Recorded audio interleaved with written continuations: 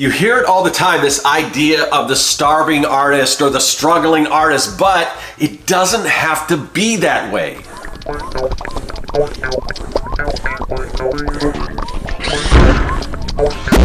Greetings everyone, welcome to the underground lair where we bring our creations to life. I'm Scott with Serkworks Art Labs. I'm a professional illustrator, designer, and mad creator, and I have been those things for quite a while. I've been doing art as a profession for many years, and I think the reason why I've been able to do that is because I have taken more of a non-traditional path, kind of the road less traveled, I guess, so to speak. I think the reason why a lot of artists struggle to earn an income and make a living doing art is because they're looking at it on a surface level, and you've got to go deeper than that. What's the first thing that people think of if they want to, make money doing art? It's commissions. It's the basic way you make art. It's a simple transaction. Somebody wants art, somebody needs art, you provide that art, you get paid for it. And that's kind of where a lot of artists, their thinking just stops there. Oh, okay, this person needs artwork, I create the artwork, I give it to them, and in the transaction, that's it. There are so many other avenues and ways that you can make a living doing art that you can't just stop there. Honestly, I don't do a lot of commissions because for me, it's like I said, it's usually just a one-time transaction. Somebody needs something specific to them, and then you create that thing, and once you create it, that's the end of it. I like to find ways that whatever artwork I create, I can repurpose that artwork and find multiple ways of getting paid off of that same artwork. Now, there may be exceptions to, or I'm sure there are, I know there are exceptions to this rule, and there are people that can make a good living doing commissions, but again, I think that's the exception to the rule, and I just don't think that, for me anyway, that's the best road to go down. So you typically won't hear me say this sentence, hey, I'm open for commissions.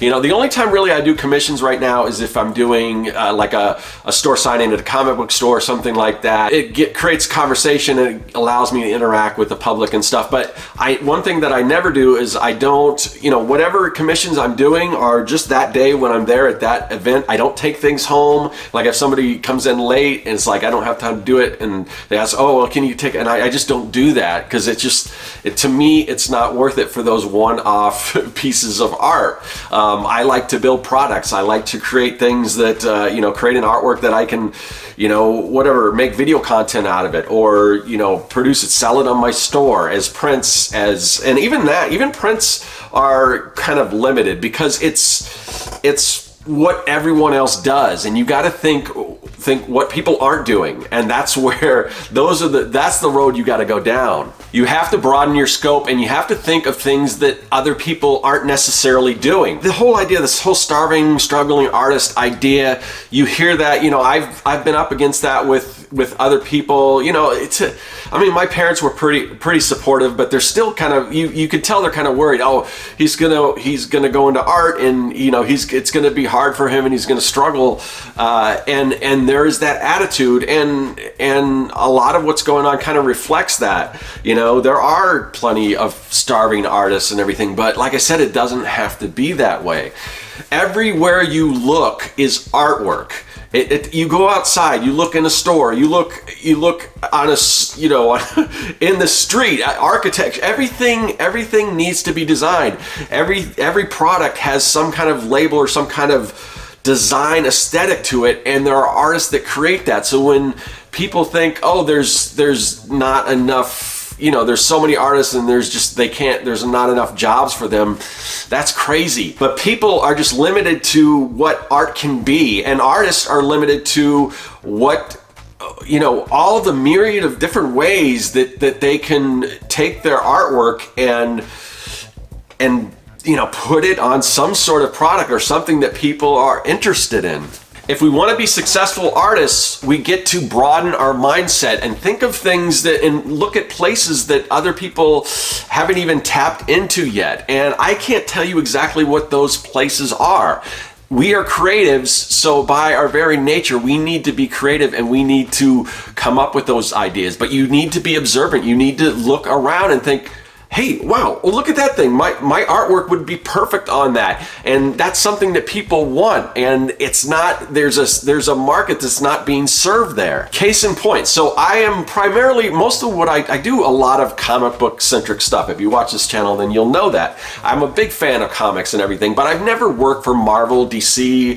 I mean, I guess I have done some covers and stuff for Image, but beyond that, you know, most of the artwork, most of the comics work I do are in these very, you know, non-traditional areas that most people don't even think of. And I'm here to tell you that comics aren't just Marvel, DC, Image, you know, even some of the independent companies.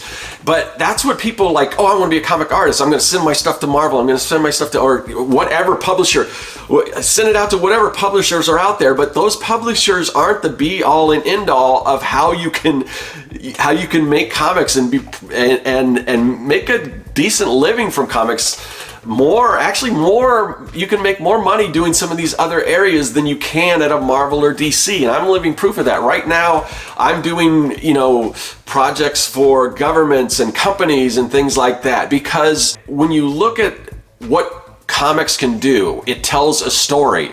Every company, every product, they want to tell that story. So you get to be a little innovative and reach out to some of these companies and see how you can use comics to tell their story, market their product and everything like that, because it's the perfect way to do it. And right now, with comic book movies and all that stuff being just all over the place, it's like a no-brainer. But people are limiting their scope to, oh, I've got to go with the publisher or whatever. And you know, and I just heard a friend of mine on a live stream mention, you know, he doesn't think that you can really make a living doing comics. And I hear this and I'm like, what do you, I mean, I don't know what you're talking about. I'm making a very good living doing comics right now, and other people can too. But, you know, I think, you know, in the stuff that I'm doing, maybe it isn't as glamorous as, oh, I'm working on a Spider-Man or something like that.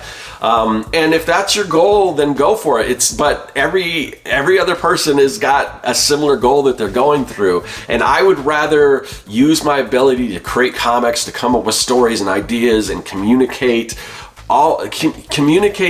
you know, these ideas to people, rather than just being a starving artist. And you don't have to fit that mold of what a Marvel or DC artist looks like. I mean, I don't know that necessarily Marvel or DC would ever be interested in my style of artwork, but that's okay, because honestly, I don't need them. I don't want to, you know, I'm trying to kind of forge my own path, and I'm creating stuff that I'm really proud of in these other areas. And I can tell you, I know what Marvel and DC pays, and except, you know, for certain superstar artists that are super on, you know, on the high scale of that, what the average Marvel or DC comic artist is paying, I am doing a lot better. And just like stuff that I'm doing right now where I'm writing it, I'm getting paid more than the typical Marvel writer gets paid. I've got an artist working on this project, you know, these projects, they're getting paid more than what the Marvel artist is getting paid, because we're tapping into an untapped area that most people haven't even considered. So, I mean, and, you know, and companies, corporations, government agencies, they're more willing to pay than a Marvel or DC or whatever. And I'm not saying this is easy. You're gonna have to, you know, you're gonna kind of hit the ground and do some of the work to figure out how you can kind of break into some of these areas. But the good thing is, like I said, these are areas that everyone's not trying to break in, unlike the comic book industry. So you'll probably be the first person that these people ever hear, you know, presenting these ideas. Oh, here's what we can do. Here's what we can do for your company in the form of comics or whatever. And I'm not just limiting this to comics, but that's the the bulk of the stuff that I do. So that just kind of, that's why I'm using comics. But no matter what it is, what kind of artwork it is, and you know, like I said, it is not easy, but if you planning on taking the easy route, that is the same route that everyone else is going to take too, because it's easy. And it's like the quote by, I think it was Kennedy, who said, "We do this not because it's easy, but because it's hard." And I'm probably butchering the quote, but that's paraphrasing. That's pretty much the point. Sometimes you got to do things the hard way, but the hard way often will reap better rewards. Now is the time to start thinking of this stuff, because I've just did a couple videos on AI, and it is going to change the way people look for art. So again, we get to be creative, and we get to think, well, what are the things that AI is good for? Maybe how we can use that for our own stuff, but also how we can pivot and create the kind of things that AI doesn't create. And a lot of that has to do with, like I said, the process. I've mentioned this, showing the process of what you're doing, because people seeing how something comes together in real life, there is value to that. And also creating things that AI can't sense in the terms of like physical media, like a product, and you can, like I said, you can use AI as a tool to mass produce things. You take your artwork, you know, make more artwork, get it out there in more places, and it is just, we are living in this incredible time where, when I was first coming up, we didn't have these same opportunities where we could self-publish stuff, or we could manufacture products on a scale and at a price point that's affordable for just an independent artist to create. Before, you had to go with if you're going to manufacture something, you have to get like thousands of that particular things, and it was just cost prohibitive for an individual artist. But there are so many ways, you know, print on demand, self-publishing, raising money on crowdfunding platforms, all of this stuff. We have the ability to do all of this thing, and then, like I said, AI is going to be another one of those tools where we can create things on a scale that only huge companies could do before, but now we can do that as well. We can basically take the stuff that we're doing, and you know, once we get to the point, and I think there's already AI that does that, where we can have it look at our style and help us create things in our own style, get that out there, get more products out there, because it's all about,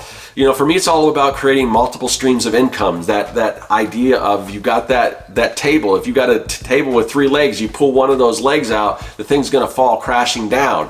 But if you've got 6 or 7 different legs under that table, you can pull a couple of those out there, and you're still going to be good. So, you know, and really, you know, it's, our limitation is only our creativity.